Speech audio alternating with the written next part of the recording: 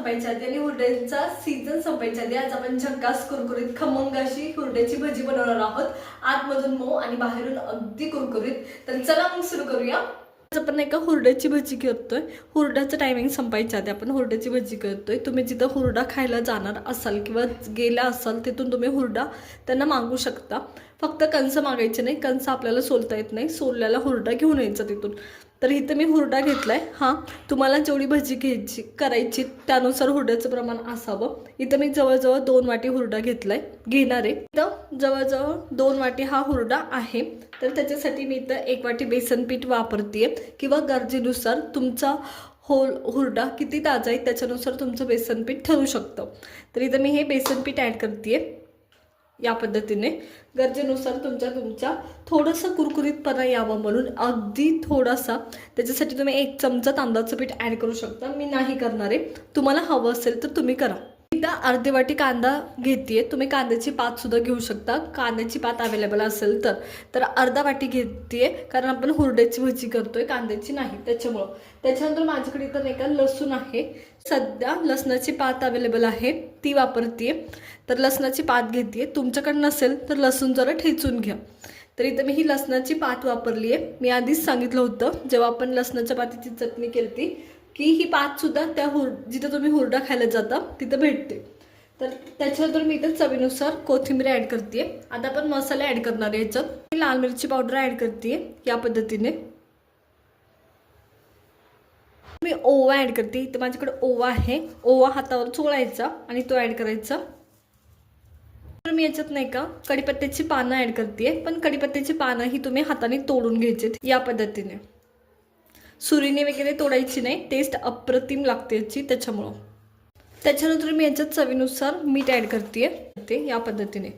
आता हे आधी सगळं कोरडंच मिक्स करायचं, अजिबात पाणी ॲड करायचं नाही सुरुवातीला. आणि सुरुवातीला तुम्हाला असं वाटेल की फक्त हुरड्यालाच पीठ लागलंय आणि मोकळा म्हणजे चिवडा वगैरे होतो ना तसं वाटेल, पण म्हणून बिलकुल पीठ ॲड करायचा प्रयत्न करायचा नाही.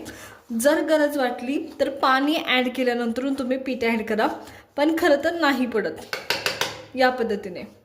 तर हे मी सगळं आधी कोरडं मिक्स करून घेतलं. थोडं पाणी ॲड करायचं आणि हे मिक्स करून घ्यायचं. तुमच्या हुरड्याला तुमचं बेसन पीठ कोट झालं पाहिजे एवढं तुमचं बेसन पीठ असलं पाहिजे हे लक्षात घ्या. त्याच्यापेक्षा जास्त नको, नाहीतर बेसनाचीच भजी खाल्लेत असं वाटतं ते. त्याच्यामुळं जस्ट तुमचा हुरडा कोट झाला पाहिजे हे लक्षात घ्यायचं. खूप जास्त बेसन नको. तर या पद्धतीने हे मी मिक्स करून घेते. मी थोडासा एकदम थोडासा बघा केवढा घेतलाय, चिमूटभर असा सोडा टाकते. अगदी तुमच्या चिमटीत बसतो आणि नाही टाकला तरी चालेल. फार अप्रतिम अशी कुरकुरीत भजी तयार होतात. तर हे मी सगळं आता मिक्स करून घेते. मी सोडा त्या टायमाला टाकलाय ज्या टायमाला आपल्याला भजी ॲक्च्युली करायला सुरुवात करायची आहे हे लक्षात घ्या. तर चला आता आपण भजी करायला सुरुवात करणार आहोत हुरड्याची. फार अप्रतिम लागतात. तर चला सुरू करूया. मग हुरड्याची भजी बनवायला सुरुवात करतोय आणि त्याच्यासाठी नाही का मी इथं तेल गरम करायला ठेवले. तेल व्यवस्थित कडकडीत गरम असलं पाहिजे. हुरड्याची भजी करायला सुरुवात करतोय. गॅस बारीक करायचा. तेल एकदा गरम झाल्यावर सुरुवातीला मोठा असावा आणि तळायच्या टायमाला बारीक असावा, नाहीतर हुरड्याची भजी व्यवस्थित तळी जात नाही. तर इथं मी हुरड्याची भजी सोडतीये. तर पहा या पद्धतीने. खूप मोठी नाही सोडायची, खूप सुंदर लागतात. त्याच्यामुळे नक्की ट्राय करा. बारीक गॅसवर ही तळून घ्यायची. जरासं दूर सरकायचं, एखादा दाणा फुटण्याची शक्यता असते. तर पहा अप्रतिम अशी मी बारीक गॅसवर ही फ्राय करायला सुरुवात केली आहे आणि तुम्ही पाहत असाल वास अप्रतिम येतो बरं हुरड्याची भजी तळताना सुद्धा. नॉर्मल तुमच्या भजींपेक्षा वेगळं काहीतरी खूप छान वास येतो या हुरड्यांच्या भजींचा तळायला सुरुवात केल्यावर.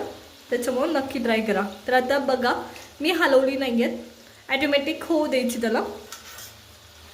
पहा, आणि एकदा तळायला सुरुवात झाली की आपण सोडलेली भजी ॲटोमॅटिक साईडला सरकायला सुरुवात होतात जागेपासून. तर पहा इथली ही सरकायला सुरुवात झाली आहे.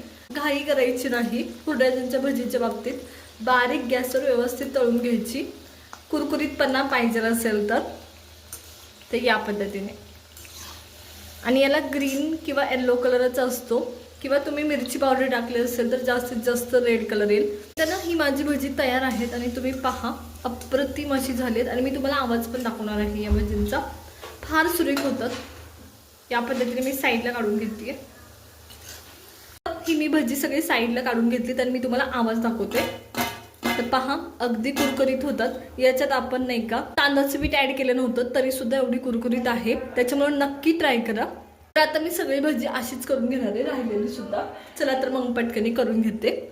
इथे तयार आहे हिवाळ्याच्या संध्याकाळसाठी तुमची स्पेशल भजी. अप्रतिम लागतात, कुरकुरीत आणि टेस्टी अशी. तर नक्की ट्राय करा.